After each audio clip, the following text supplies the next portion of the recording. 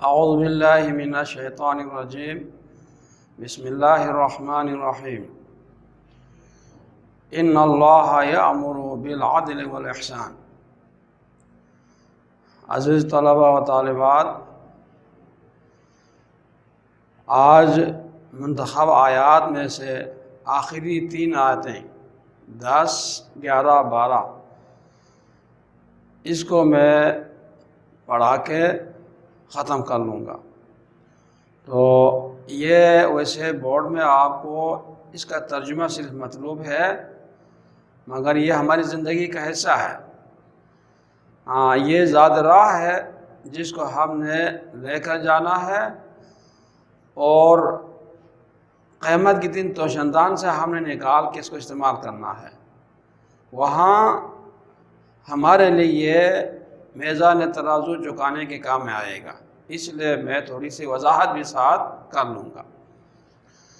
اس آیات میں اللہ سبحانہ و تعالیٰ فرماتا ہے، بے شک اللہ تعالیٰ یامر حکم کرتا ہے، بالعدل عدل انصاف کا، والاحسانی اور نیکی کا، احسان کرنے کا۔ بے شک اللہ تعالیٰ اس بنی نوع انسان کو کس چیز کا حکم کرتا ہے؟ انصاف کا اور نیکی کا۔ یہ رب کائنات کے صفات میں سے ہیں۔ رب کائنات سے بڑھ کے انصاف والا کوئی نہیں، رب کائنات سے بڑھ کے احسان کرنے والا کوئی نہیں۔ بندہ پیدا اسی لیے کیا ہے کہ وہ اسی کی عبادت کریں، اسی کی فرمان برداری کر لیں۔ جس طرح سورہ ذاریات میں اللہ سبحانہ و تعالیٰ نے کہا، وَمَا خَلَقْتُ الْجِنَّ وَالْإِنسَ إِلَّا لِيَعْبُدُونَ، میں نے انسانوں اور جنوں کو اپنی عبادات کے لیے پیدا کیا۔ تو عبادات صرف نماز کا نام نہیں ہے، عبادت ایک جامع نام ہے۔ العبادت اسم جامع لما يحبه اللہ من الاقوال والافعال كالدعاء والصلاة والذبح غیرها۔ نماز ایک جامع نام ہے جو انسان کے اقوال سے تعلق رکھتا ہے اور افعال سے بھی تعلق رکھتا ہے، جیسے نماز ہے، صدقہ خیرات ہے، دعا ہے، قربانی ہے، یعنی ہر وہ کام جس کے کرنے کا اللہ اس کے رسول نے حکم دیا وہ کریں، جس چیز سے بچنے کو حکم دیا اسے بچیں، یہی عبادات ہے۔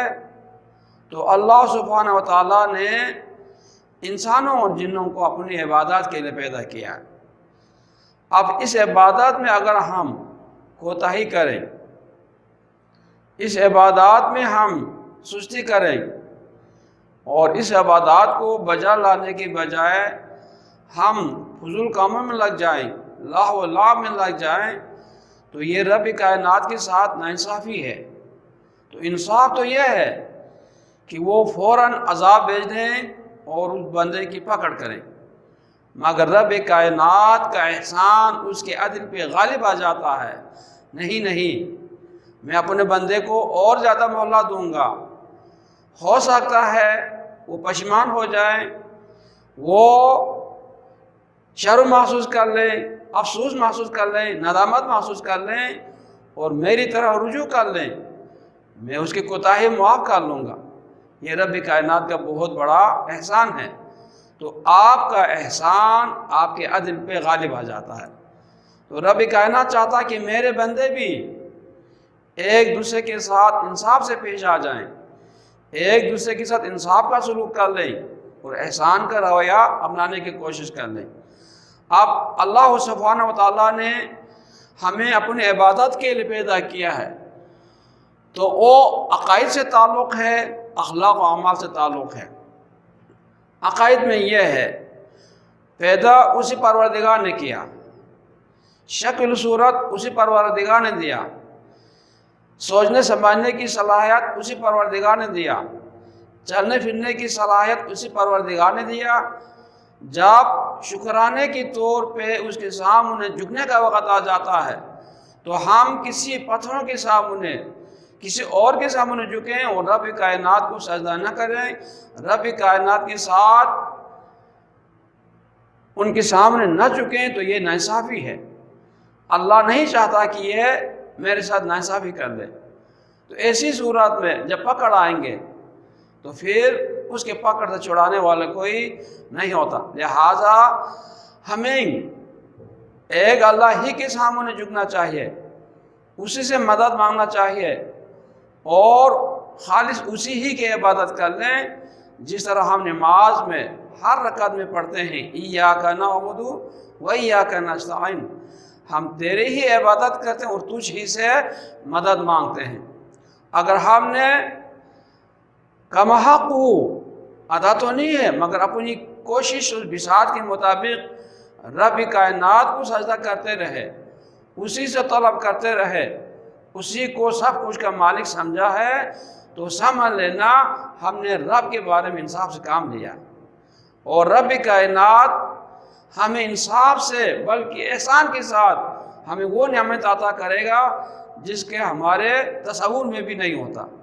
قیامت کے دن جب انسان یہاں سے چلا جائے گا، وہاں ان کے اعمال نامے پیش ہوں گے، جب ان کے اعمال نامے باری ہوں گے، رب کائنات نے دنیا میں وعدہ کیا ہے جو دنیا میں میری اطاعت کرتے رہے، میری فرمان برداری کرتے رہے، میرے نبی کی فرمان برداری کرتے رہے، میری کتاب پہ عمل کرتے رہے، میں ان کو جنت اور جنت میں طرح طرح کی نعمتوں سے نوازوں گا۔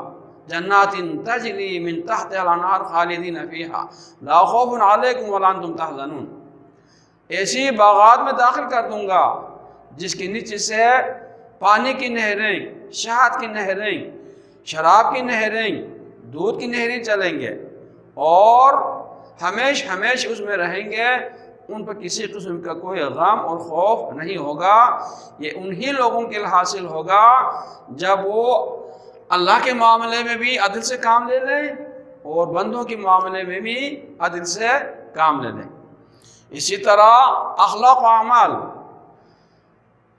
عبادات کے لائق صرف اور صرف اللہ ہی ہے۔ ہم اس عبادات میں کسی بھی مخلوق کو شریک ٹھہرائیں تو یہ ناانصافی ہے، تو اللہ اس کو ہرگز قبول نہیں کرے گا۔ جس طرح سورہ نساء میں اللہ سبحانہ و تعالیٰ نے کہا ان اللہ لا یغفر ان یشرک بہ ویغفر ما دون ذلک لمن یشاء، اللہ شرک کرنے والوں کو کبھی بھی معاف نہیں کرتا، اس کے علاوہ انسان ہونے کے ناطے کوئی بھی گناہ وہ کر لیں اللہ چاہیں تو معاف کر دے گا۔ جس طرح حدیث قدسی ہے کہ میرا بندہ سمندر کی جا کے برابر بھی گناہ لے کر آئیں، اس گناہ میں میرے ساتھ کسی کو شریک نہ ٹھہرایا ہو، میں چاہوں تو سارے گناہوں کو بخش دوں گا۔ یہ کیا ہے؟ اللہ کے ساتھ انصاف کا معاملہ ہے۔ اگر ہم نے اللہ کے ساتھ انصاف کا معاملہ کیا، پیدا اسی نے کیا، رزق اسی نے دی، ساری صلاحیتیں اسی نے دی، اور مرنے کے بعد دوبارہ زندہ کر کے جنت اور جہنم کی مالک وہی ہے، تو ہم اسی کو مالک سمجھ کے اس کے سامنے عبادت کرتے رہے تو رب کائنات انصاف سے بڑھ کر ہم پر احسان بھی کر لیتا ہے اور ہمیں طرح طرح کی نعمتوں سے نوازتا ہے۔ تو لہٰذا ہمیں چاہیے کہ جس رب نے ہمیں پیدا کیا ہے اسی کو معبود حقیقی سمجھ کے، اسی کو مشکل کشا سمجھ کے اسی کے سامنے جھکیں، اسی سے مدد مانگیں، یہی انصاف ہے۔ عمر بن عبدالعزیز کا واقعہ آ جاتا ہے، اس نے سب سے پہلے اپنے آپ پر انصاف کا معاملہ پیش کیا، پھر اپنی بیوی پر انصاف کا معاملہ پیش کر دیا، اور اموی خاندان سے جو بڑے بڑے جاگیر کے مالک تھے ان سے ان جاگیر کو لے لیے، کہا یہ تمہاری نہیں ہے، یہ مسلمانوں کی ہے، انصاف کا تقاضا ہے، اس کو بیت المال میں جمع کر دیں۔ تو ایسا بھی وقت آیا اس کی دور میں بھیڑیا اور بھیڑ ایک جگہ پہ پانی پی لیتے تو بھیڑیا کبھی بھی بھیڑ پہ حملہ نہیں کرتے تھے۔ یہ انصاف کا تقاضا ہے، پورا ملک امن و سکون کی زندگی گزارے۔ اور کہتے ہیں اگر دنیا میں عدل انصاف قائم ہو جائے، لوگ اپنے حقوق آسانی سے حاصل کر سکے، تو کہتے ہیں سمندر میں رہنے والے جانور بھی آرام اور راحت کی زندگی پا لیں گے۔ تو عدل انصاف اس معاشرے میں بہت ہی ضروری ہے، کیونکہ ہر حقدار کو اس کا حق مل جاتا ہے اور ظالم کو اس کے ظلم سے اس کو روک لیتا ہے۔ جس طرح اللہ کے رسول صلی اللہ علیہ وسلم نے کہا انصر اخاک ظالما او مظلوما، اپنے بھائی کی مدد کرو خواہ وہ ظالم ہو یا مظلوم ہو۔ تو صحابہ کرام رضوان اللہ علیہ نے کہا اے اللہ کے رسول صلی اللہ علیہ وآلہ وسلم، مظلوم کی مدد کرنا یہ تو ہمارے سمجھ میں آ جاتے ہیں، ظالم کی کس طرح مدد کریں؟ کہا ظالم کو اس کے ظلم سے روکنا ہی اس کی مدد ہے۔ کیوں؟ جب دنیا میں اس کو ظلم کرنے نہیں دو گے تو قیامت کے دن اللہ کے ہولناک عذاب سے بچ جائے گا، وہاں پہ وہ خوشی محسوس کر لیں گے، وہاں پہ وہ کہیں گے ہائے انہوں نے میرے ساتھ بڑی خیرخواہی کا کام کیا، اگر میں ظلم کرتا، کوئی مجھے ظلم کرنے سے نہ روک لیتے تو آج جہنم کے عذاب مجھے چکھنا پڑتا، اور یہ سب سے خطرناک چیز ہے۔ تو اللہ سے دعا ہے کہ اللہ تعالیٰ ہمیں بھی عدل انصاف سے کام لینے کی توفیق دے۔ اور احسان کیا چیز ہے؟ احسان یہ ہے کسی کی نیکی سے بڑھ کے اس کے ساتھ نیکی کرنا۔ یعنی کبھی کبھی ایسا بھی معاملہ آ جاتا ہے جس پہ آپ احسان کرنا چاہتا ہے وہ آپ کے ساتھ برائی کر لیتا ہے، تو آپ نے اس کی برائی کے آڑ میں آ کے اس کی ناانصافی یا اس پر احسان کرنے سے ہاتھ اٹھانا نہیں ہے، بلکہ اس کو اپنے جگہ پہ ہے، مگر ہمیں ان کے ساتھ احسان کرنی چاہیے، اس کے ساتھ اچھائی کرنی چاہیے۔ جس طرح حضرت عائشہ رضی اللہ عنہا پہ تہمت لگا دی تو حضرت ابو بکر صدیق رضی اللہ عنہ کہ ہاں ایک تھا مستح، ان پہ وہ خرچہ دیا کرتے تھے، انہوں نے کہا آج سے میں اس پر خرچہ کرنا بند کر دوں گا۔ تو اللہ نے آسمان سے آیت نازل کر دی جس پر آپ احسان کر رہے ہیں اس احسان سے ہاتھ اٹھانا نہیں ہے بلکہ اس پہ مزید احسان کر لیں۔ تو حضرت ابو بکر صدیق رضی اللہ عنہ نے قسم اٹھا لی میں اس کو پہلے سے زیادہ خرچہ دوں گا، پہلے سے زیادہ احسان کر لوں گا۔ تو احسان اللہ کے لیے کر لیتے ہیں، کسی انسان سے اس کا معاوضہ ہم نہیں مانگتے ہیں۔ ہم یہ ہے جو محسن ہے، جس پر احسان کی جاتی ہے، اس کو بھی چاہیے کہ اپنے محسن کا خیال رکھیں۔ جس طرح کہتے ہیں من لم یشکر الناس لم یشکر اللہ، جس نے لوگوں کا شکر ادا نہیں کیا اس نے اللہ کا شکریہ ادا نہیں کیا۔ تو احسان کیا ہے؟ لوگوں کی طرف سے اس کا رد عمل نہیں دیکھتے ہیں، ہاں اپنی طرف سے اپنی بساط اور طاقت کے مطابق اس کے ساتھ نیکی کرتے ہیں، اس کے ساتھ بھلائی کر لیتے ہیں، اس کے ساتھ اچھائی کر لیتے ہیں، یہی احسان ہے اور اس کا اصل ہم اللہ سے مانگتے ہیں۔ اس کے بعد حدیث نمبر یا آیت نمبر 11 اِنَّا نَحْنُ نَزَّلْنَا الذِّكْرَ وَإِنَّا لَهُ لَحَافِظُونَ، یہ بارہا آپ نے پڑھ لی ہے، 9 کی اسلامیات میں بھی آپ نے پڑھ لی ہے کہ ہم نے ہی اس قرآن کو نازل کیا ہے اور ہم ہی اس کے محافظ ہیں۔ قرآن اللہ کا کلام ہے جو لوح محفوظ سے اللہ نے نازل فرما دی ہے اپنے نبی صلی اللہ علیہ وسلم پر، یہ 23 سال میں آپ پہ مکمل کر دی گئی ہے۔ تو اس کے حفاظت کی ذمہ داری اللہ نے خود لی ہے، اس لیے 1400 سال سے بھی زیادہ عرصہ گزرنے کے باوجود بھی ان میں کہیں زیر و زبر کا بھی فرق نہیں آیا۔ آپ دیکھیں اس سے پہلی جو کتابیں ہیں تورات ہے، زبور ہے، انجیل ہے، یہ اپنی اصل حالت پہ نہیں ہیں۔ کیوں نہیں ہیں؟ اس لیے کہ ان کی حفاظت کی ذمہ داری اللہ نے نہیں لی۔ اور اس سے پہلے صحیفہ آدم ہے، صحیفہ ابراہیمی ہے، یہ بھی بالکل ہی ناپید ہو چکے ہیں۔ کیوں ہو چکے ہیں؟ اس لیے کہ ان کتابوں کی حفاظت کی ذمہ داری رب کائنات نے نہیں لیا۔ آج دیکھیں تورات میں ان کے جو علماء ہے اپنی منشا کے مطابق جو باتیں ہیں وہ لکھ دی ہے، جو منشا کے خلاف اس کو نکال دی گئی ہے۔ اسی طرح انجیل میں ہے، اسی طرح زبور میں ہے، لوگوں نے تحریف کر کے تبدیل کر کے جو مرضی کی باتیں ہیں، جو منشا کی باتیں ہیں وہ رکھ دی ہے، جو منشا کے خلاف اسے نکال کر اپنی مرضی کی باتیں اس میں لکھ دی ہے۔ تو حفاظت قرآن بارہ میں نے آپ کو اس سے پہلے بھی بتا دیا، یہ 3 ادوار ہیں یا 3 مرحلے ہیں۔ مختصراً ایک عہد نبوی ہے، دوسرا عہد صدیقی ہے، اور تیسرا عہد عثمانی۔ مختصر عہد نبوی میں قرآن کی کس طرح حفاظت کرتے تھے؟ اللہ کے رسول صلی اللہ علیہ وآلہ وسلم پہ جو ہی وحی نازل ہوتی، آپ صلی اللہ علیہ وسلم کاتبین وحی کو بلواتے تھے اور ان سے مختلف چیزوں پہ لکھوا کے محفوظ کر لیتے تھے۔ تو لکھتے لکھتے کاتبین وحی سب کو قرآن زبانی یاد ہو گئے، اور اسی طرح صحابہ امہات المومنین میں سے اکثر کو قرآن زبانی یاد ہو گئے۔ تو قرآن تحریر سے نکل کر لوگوں کے سینے میں بھی محفوظ ہو گئے۔ اس طرح آپ صلی اللہ علیہ وسلم کے دور میں بہت سے صحابہ صحابیات نے قرآن کو زبانی یاد کر لیا۔ آپ صلی اللہ علیہ وسلم کے دل و دماغ پہ اللہ نے قرآن کو مکمل طور پہ بٹھا دیا۔ کہا لا تحرک بہ لسانک لتعجل بہ ان علینا الجمع وقرآن۔ اے نبی، اس وحی کو یاد کرنے کے لیے آپ جلدی جلدی زبان کو نہ چلائیں، یہ میری ذمہ داری ہے کہ میں آپ کے دل و دماغ پہ پورا قرآن بٹھاؤں گا، آپ اس میں تکلیف کرنے کی ضرورت نہیں ہے۔ لہٰذا اللہ کے رسول صلی اللہ علیہ وسلم کو مکمل طور پہ قرآن زبانی یاد تھا، محفوظ تھا۔ اس کے بعد عہد صدیقی آ جاتے ہیں۔ رسول اللہ صلی اللہ علیہ وسلم کی رحلت کے بعد حضرت ابوبکر صدیق کا دور آ جاتا ہے، تو وہاں جھوٹی نبوت کا دعویٰ کرنے والے بہت سے نکلے ہیں۔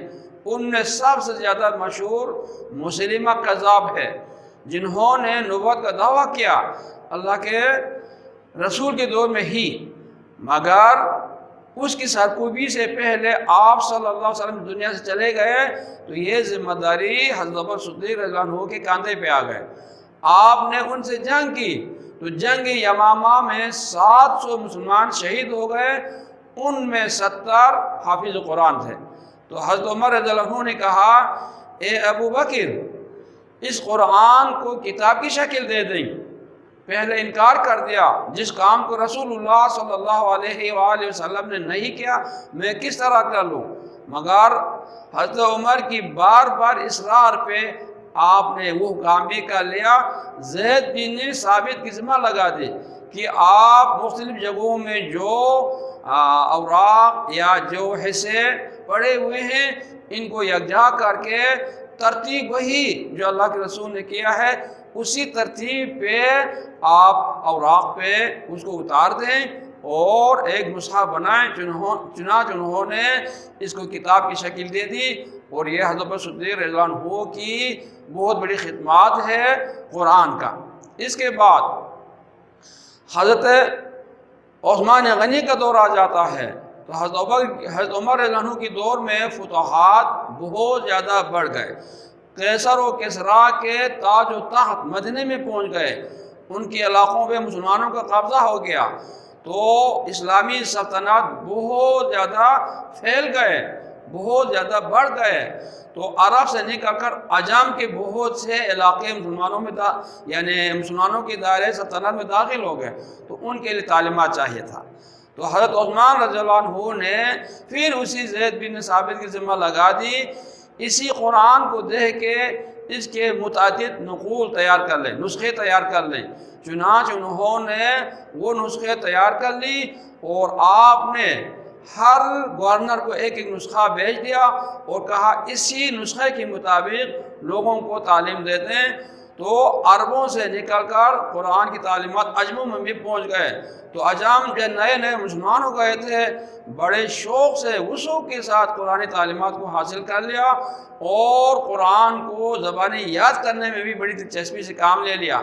اور اس وقت آپ دیکھیں عجم میں جتنے حافظ قرآن ہیں وہ عرب میں نہیں ہیں، لاکھوں کی تعداد میں حافظ قرآن موجود ہیں جن کے سینے سے قرآن کو مٹانا کسی کے بس میں نہیں ہے۔ تو اللہ اپنے بندوں ہی کی ذریعے سے قرآن کی حفاظت فرماتا ہے، اور سال میں ایک دفعہ پوری قرآن کی ریویژن ہو جاتی ہے۔ آپ دیکھیں رمضان میں نماز تراویح میں قاری حافظ قرآن آگے قرآن سناتا ہے، پیچھے ایک بندہ اس کی تصحیح کے لیے رہتا ہے، یہاں کوئی غلطی ہوا جو اس کی تصحیح کر لیتا۔ اس طرح اللہ تعالیٰ اپنے بندوں ہی کے ذریعے سے قرآن کی حفاظت فرماتا ہے۔ اس کے بعد آیت نمبر 12 ہے یا ایھا الذین آمنوا کتب علیکم الصیام کما کتب علی الذین من قبلکم لعلکم تتقون۔ اس میں روزے کی فرضیت کے بارے میں ذکر ہے۔ آپ کو پتہ ہے امت محمدیہ پہ روزہ سنہ 2 ہجری میں اللہ نے فرض کر دیا تھا۔ کب؟ سنہ 2 ہجری میں فرض کر دیا تھا۔ تو یہاں یہ کہہ رہے ہیں اے ایمان والو، تم پر روزے فرض کیے گئے ہیں جس طرح تم سے پہلی قوموں پہ روزہ فرض تھا، تاکہ تمہارے اندر کیا آ جائے؟ تقوی آ جائے۔ تو روزے کا بنیادی فلسفہ کیا ہے؟ ایک تقوی ہے اور دوسرا ضبط نفس ہے۔ یعنی انسان جب روزہ رکھیں گے تو صرف کھانے پینے سے اپنے آپ کو بچاتا نہیں ہے، بلکہ ہر بری چیزوں سے، جس طرح زبان سے گندی باتیں نکالیں اس سے اپنے آپ کو بچا لیتا ہے، نگاہوں سے گندی چیزیں دیکھ لیں اس سے اپنے آپ کو بچا لیتا ہے، خواہشات نفس پہ اپنے آپ کو کنٹرول کر لیتا ہے، کسی پہ ظلم زیادتی کرنے سے اپنے آپ کو کنٹرول کر لیتا ہے، کسی کی ناجائز چیزیں کھانے سے اپنے آپ کو کنٹرول کر لیتا ہے۔ جب یہی ساری چیزوں پہ وہ کنٹرول کر لیں گے، یہی چیز کیا ہے؟ تقوی ہے، یہی اللہ سے ڈرنے کا نام ہے۔ وہ بندہ روزہ دار ہے، وہ اگر چاہیں تو خلوت میں روزہ توڑ کے کھا سکتا ہے، رب کائنات کے علاوہ کسی کو پتہ نہیں، مگر وہ کہتا ہے اللہ تو دیکھ رہا ہے، اس ڈر سے وہ روزہ توڑتے نہیں ہیں، وہ روزہ رکھ لیتا ہے۔ یہی پہچان ہے کہ اس کے اندر تقوی ہے۔ اور تقوی والوں کے لیے کل میں نے آپ کو لیکچر دیا تھا، بہت بلند مقام ہے اللہ کے ہاں۔ اللہ کسی منصب والے کو، مال والے کو، حسن والے کو، کسی اور چیز کو نہیں دیکھتا ہے، اللہ صرف اس شخص کو دیکھتا ہے کہ اس کے اندر کتنا تقوی ہے، کتنا ورع ہے، کتنا زہد ہے۔ تو روزہ انسان کے اندر تقوی پیدا کر لیتا ہے۔ اور روزہ اس امت سے پہلی امتوں پر بھی فرض ہے۔ فرق اتنا سا ہے، پہلی امتیں جو اہل کتاب ہیں وہ 2 مہینے متواتر روزہ رکھ لیتے تھے، ہر دوسرے دن ایک دفعہ افطار کر لیتے تھے، مگر اس امت محمدیہ پہ اللہ نے آسانیاں پیدا کر دی۔ کہا 1 مہینہ روزہ رکھ لیں، صبح آپ روزہ رکھ لیں، شام کی اذان کے ساتھ افطار کر لیں، تو یہ آسانی ہر روزانہ آپ شام کو افطار بھی کر سکتے ہیں۔ یہ آسانیاں اللہ نے اس امت محمدیہ کو دے دیا ہے۔ تو پچھلی امتوں پہ بڑی سختیاں تھیں، مگر اس امت پہ اللہ نے آسانیاں پیدا کر دی ہے۔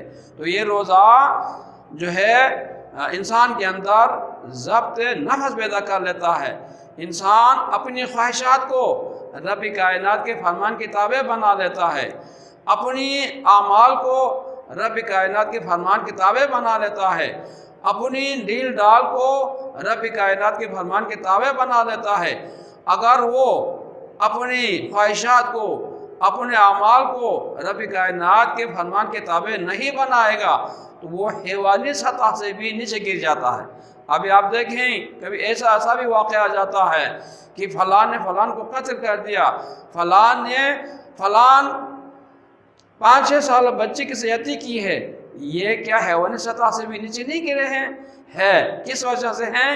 ان کے دل میں ایمان کی یعنی پختگی نہیں ہے، رب کائنات پہ ان کا ایمان نہیں ہے، اور رب کائنات کے فرمان کا ان کو سرے سے پتہ ہی نہیں ہے، نہ ہونے کی وجہ سے وہ حیوانی سطح سے بھی گندی زندگی گزار دیتے ہیں۔ تو اللہ سے دعا ہے کہ اللہ تعالیٰ ہمیں مکمل طور پہ اللہ کے فرمان کے مطابق، اللہ کے رسول کے فرمان کے مطابق، اللہ کی کتاب قرآن مجید کے احکامات کے مطابق مکمل طور پہ عمل کرنے کی توفیق دے۔ وآخر دعوانا ان الحمد للہ رب العالمین۔